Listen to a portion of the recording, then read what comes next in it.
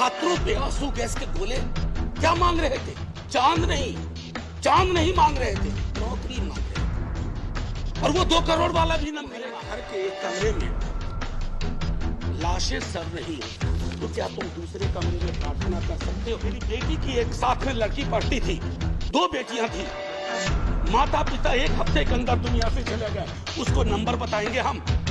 ये vice chairman साहब, शुरुआत यूं हुई कि गवर्नमेंट ऑफ इंडिया एक्ट 1919 के बाद हमारे यहाँ इस रवायत की शुरुआत हुई। उससे पहले हमारे यहाँ ये परंपरा नहीं थी। एक और ऐतिहासिक तथ्य जो मैं सदन के अपने साथियों के समक्ष रखना चाहूंगा कि 1950 में भी 31 जनवरी को ही अभिभाषण हुआ था। 31 जनवरी 1950, जब हमारे तब के महामहिम डॉक्टर राजेंद्र प्रसाद, जो बिहार से आते थे, देश के सर्वमान्य नेता थे, उन्होंने अभिभाषण दिया था। तो 72 वर्ष बाद ये एक संयोग है, लेकिन 72 वर्ष के अभिभाषणों के दायरे में अगर सर सोचे तो कई चिंता की लकीरें हैं, और चिंता की उन लकीरों को हमने अभिभाषण के पक्ष में, अभिभाषण के दौरान नहीं देखा। इसलिए मैं शुरुआत करूंगा कि बेवफा बावफा नहीं होता, बेवफा बावफा नहीं होता, वरना इतना बुरा नहीं होता। हमने तो सोचा था, बाद लुटने के ये पता चला कि रहजन रहनुमा नहीं होता। खैर, बहरहाल सर, मैं कुछ छोटी छोटी चीजें इस संदर्भ में रखना चाहूंगा। सभापति महोदय, मुझे पता है कि इस संदर्भ की गरिमा क्या है। राष्ट्रपति का अभिभाषण एक बहुत बड़ी चीज होती है, देश का एक ब्लूप्रिंट होता है, एक दिशा और दशा देने की कोशिश होती है।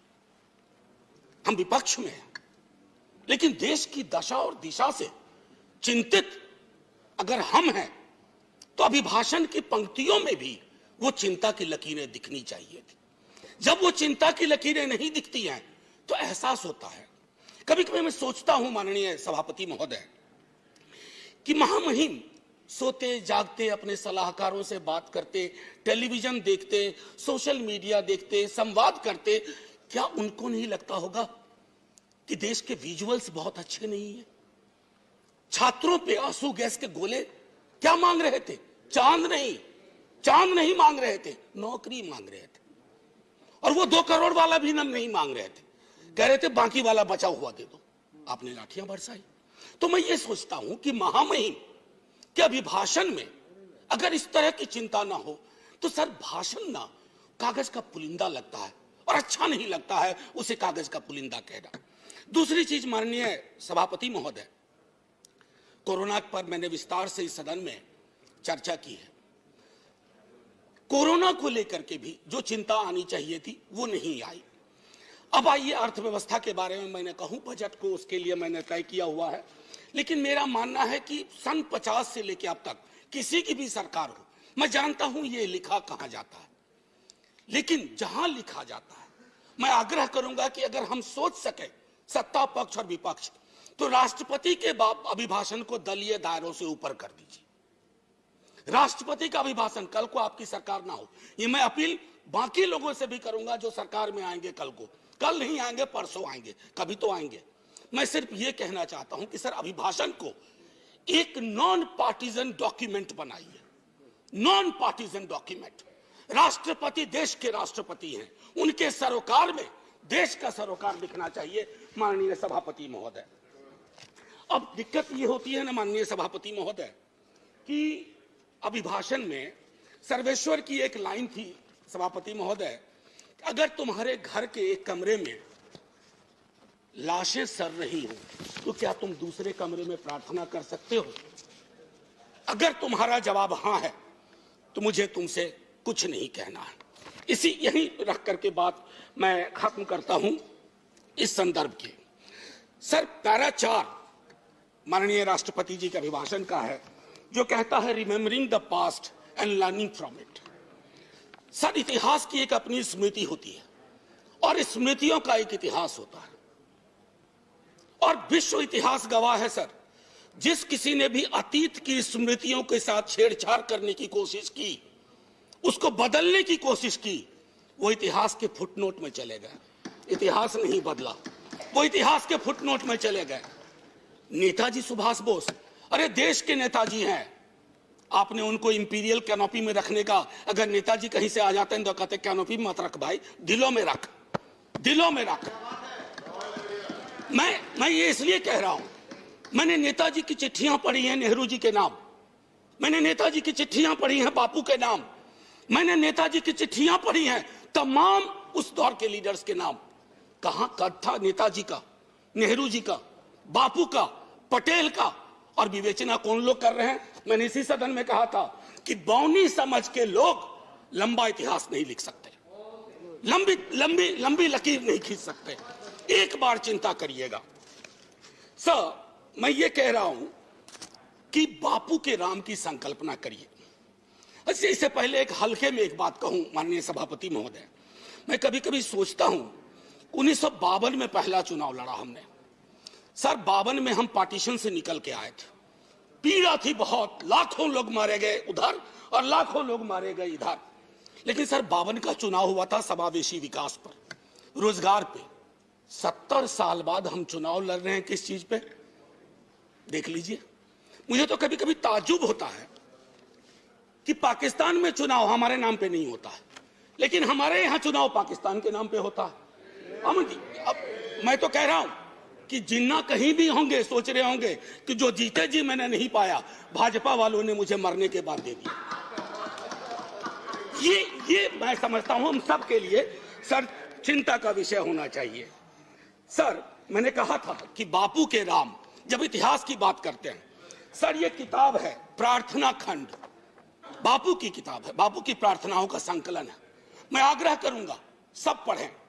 जब नोआखोले से लौट के आए बापू, बहुत पीड़ा थी, उन्होंने अपना प्रार्थना बदल दिया।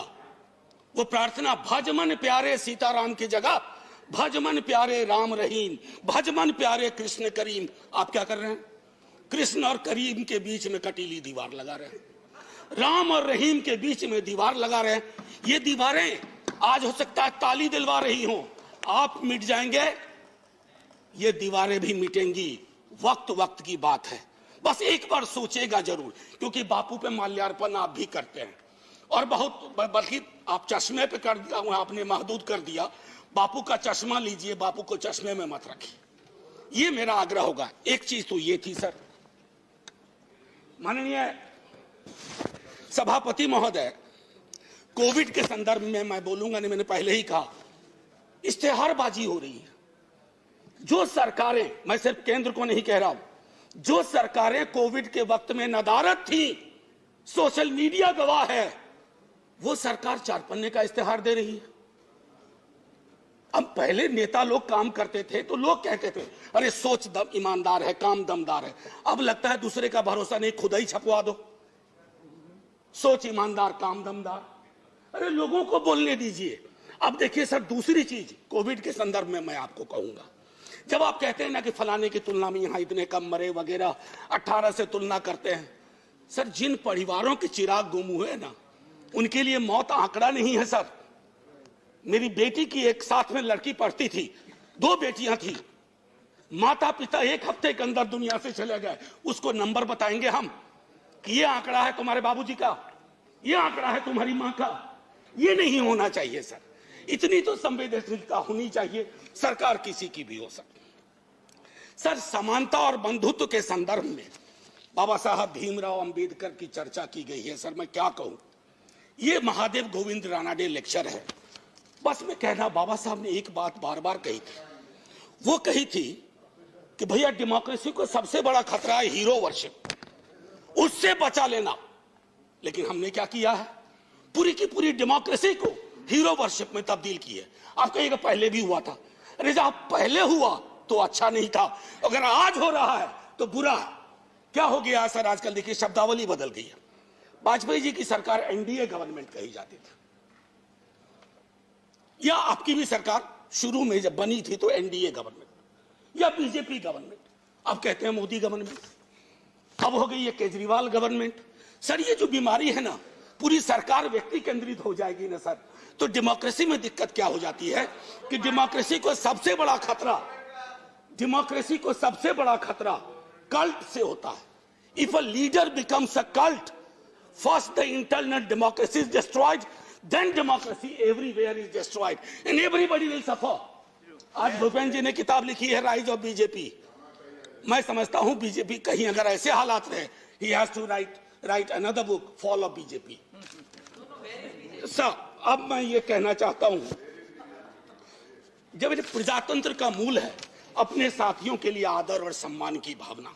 प्रोफेसर जी, आपका बहुत अच्छा लगता आपका टाइम। सर मैं बस एक आध 2 मिनट लूंगा, उससे ज्यादा नहीं। सर मैं ज्यादा वक्त नहीं लूंगा, इसलिए भी कि वक्त भी अच्छा नहीं चल रहा है। सर, माननीय महामहिम कहते हैं प्रजातंत्र का मूल है अपने साथियों के लिए आदर और सम्मान की भावना।